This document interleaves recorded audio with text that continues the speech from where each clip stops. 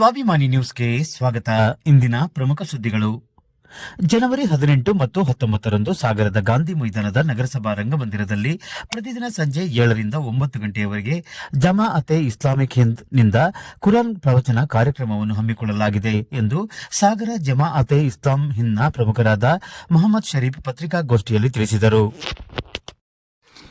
ದಿನಾಂಕ 18ರ ಶನಿವಾರ ಸಂಜೆ 7 ಗಂಟೆಗೆ ಲಾಲ್ ಹುಸೇನ್ ಕಂದಗಲ್ ಇಳಕಲ್ ಇವರಿಂದ ಮಾನವನ ಘನತೆ ಎಂಬ ವಿಷಯ ಕುರಿತು ಕುರ್ಆನ್ ಪ್ರವಚನ ಕಾರ್ಯಕ್ರಮವಿರುತ್ತದೆ. ಈ ಕಾರ್ಯಕ್ರಮದ ಉದ್ಘಾಟನೆಯನ್ನು ಕರ್ನಾಟಕ ರಾಜ್ಯ ಅರಣ್ಯ ಕೈಗಾರಿಕೆ ಅಭಿವೃದ್ಧಿ ನಿಗಮದ ಅಧ್ಯಕ್ಷರಾದ ಶ್ರೀ ಗೋಪಾಲಕೃಷ್ಣ ಬೇಳೂರು ಅವರು ನೆರವೇರಿಸುವರು. ಯಾದಗಿರಿ ಜಿಲ್ಲೆಯ ಕೊಡೆಕಲ್ನ ದುರದುಂಡೇಶ್ವರ ವಿರಕ್ತ ಮಠದ ಶ್ರೀ ಶ್ರೀ ಶ್ರೀ ಶಿವಕುಮಾರ ಸ್ವಾಮೀಜಿಯವರು ಸಾನ್ನಿಧ್ಯ ವಹಿಸುವರು. ಸಾಗರದ ಸೆಂಟ್ ಜೋಸೆಫ್ ಚರ್ಚ್ನ ಫಾದರ್ ವಿನುತ್ ಬಾಲುಕುಮಾರ್ ಉಪಸ್ಥಿತರಿರುವರು.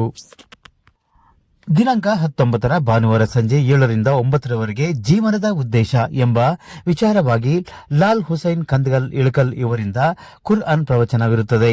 ಬೆಂಗಳೂರಿನ ಶ್ರೀ ಕಾರ್ತಿಕೇಯ ಪೀಠದ ಶ್ರೀ ಶ್ರೀ ಯೋಗೇಂದ್ರ ಶ್ರೀಗಳು ಸಾನ್ನಿಧ್ಯ ವಹಿಸುವರು. ಸಾಗರದ ಸಮರ್ಪಣಾ ದೇವಾಲಯದ ಪಾಸ್ಟರ್ ಸಾಮ್ಸನ್ ದೀಪಕ್ ಬಲ್ಮಿ, ಮಾಜಿ ವಿಧಾನಸಭಾಧ್ಯಕ್ಷ ಕಾಗೋಡು ತಿಮ್ಮಪ್ಪನವರು, ಮಾಜಿ ಸಚಿವ ಎಚ್ ಹರತಾಳು ಹಾಲಪ್ಪನವರು ಉಪಸ್ಥಿತರಿರುವರು. ಸಾಗರದ ಜನತೆ ಈ ಕಾರ್ಯಕ್ರಮಕ್ಕೆ ಆಗಮಿಸುವಂತೆ ತಿಳಿಸಿದರು. ಪತ್ರಿಕಾಗೋಷ್ಠಿಯಲ್ಲಿ ರಿಯಾಜುದ್ದೀನ್, ಜಮೀರ್ ಅಲಿ ಖಾನ್, ನಜೀರ್ ಅಹಮದ್ ಖಾನ್, ಅನ್ನಿ ಸುರ್ರೆಹಮಾನ್, ಅಜ್ಮತುಲ್ಲಾ ಖಾನ್, ಸೈಯದ್ ಅನ್ವರುಲ್ ಹಕ್, ಮಹಮ್ಮದ್ ಶಫೀವುಲ್ಲಾ ಮುಂತಾದವರಿದ್ದರು. ನಾವು ಯಾವುದೇ ಒಳ್ಳೆಯದನ್ನು ಮಾಡಿದರೆ ಒಳ್ಳೆಯ ಕೆಲಸವನ್ನು ಮಾಡಿದರೂ ಅದು ಜನರಿಗೆ ಮುಟ್ಟುವಂಥ ಕೆಲಸವನ್ನು ತಾವೇ ಮಾಡೋದ್ರಿಂದ ನಮ್ಮ ಪೂರ್ಣ ಸಹಕಾರ ನಮಗೆ ಕಾರ್ಯಕ್ರಮದಂದು ಈಗಲೂ ಕಾರ್ಯಕ್ರಮಕ್ಕಿಂತ ಮುಂಚಿತವಾಗಿಯೂ ನಮಗೆ ನೀವು ಸಂಪೂರ್ಣ ಸಹಕಾರ ನೀಡಿ ಇದರ ಪರಿಚಯವನ್ನು ಜನರಿಗೆ ಮಾಡಿಸಿ ಹೆಚ್ಚು ಪ್ರಚಾರ ಮಾಡಿ ಜನರು ಹೆಚ್ಚು ಬಂದು ಈ ಸಾಮರಸ್ಯಕ್ಕೆ ಸಹೋದರಕ್ಕೆ ನಮಗೆ ಒಂದು ಸಹಕರಿಸಬೇಕು ಅಂತೇಳಿ ವಿನಯಪೂರ್ವಕವಾಗಿ ತಮ್ಮಲ್ಲಿ ವಿನಂತಿಸಿಕೊಳ್ಳುತ್ತೇನೆ. ಜೈ ಹಿಂದ್, ಜೈ ಕರ್ನಾಟಕ. 3 ದಿವಸದಿಂದ 3 ಸ್ವಾಮಿಯವರಿಗೆ ಕರೀತಾರೆ. ಅವರೆಲ್ಲ ಭಾಳ ಸಂತೋಷದಿಂದ ಹೊತ್ಕೊಂಡು ಬರ್ತಾರೆ. ಈ ಮುಂಚೆ ನೀವು ನೋಡಿದಾಗ ಇದಕ್ಕಿಂತ ಮುಂಚೆ ನಡೆದಿದ್ದು ಎಲ್ಲ ಕಾರ್ಯಕ್ರಮಗಳಿಗೆ ಬಂದಿದ್ದು. ಒಂದು ಕಾರ್ಯಕ್ರಮದಲ್ಲಿ ಸ್ವಲ್ಪ ಪಂಚಮ ಸಾಯಿ ಸ್ವಾಮಿಯವರು ಬರಲಿಕ್ಕೆ ಆಗಲಿಲ್ಲ. ಅವರು ಒಂದು ಆಡಿಯೋ ಕ್ಲಿಪ್ ಕಳಿಸಿದ್ರು. ನಿರಂತರ ಸಂಪರ್ಕ ಇರುತ್ತೆ ಸರ್. ಅವ್ರು ಹೋಗ್ತೀವಿ, ಮಠದಲ್ಲಿ ಮಾತಾಡ್ತೀವಿ.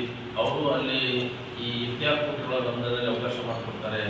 ಮತ್ತು ಪ್ರವಾದಿ ಮೊಹಮ್ಮದ್ ಅವರ ಬಗ್ಗೆ ಅವರ ಬಗ್ಗೆ ಜೀವನ ಮತ್ತು ಸಂದೇಶ ಇಡಲಿಕ್ಕೆ ಅವಕಾಶ ಮಾಡಿಕೊಡ್ತಾರೆ.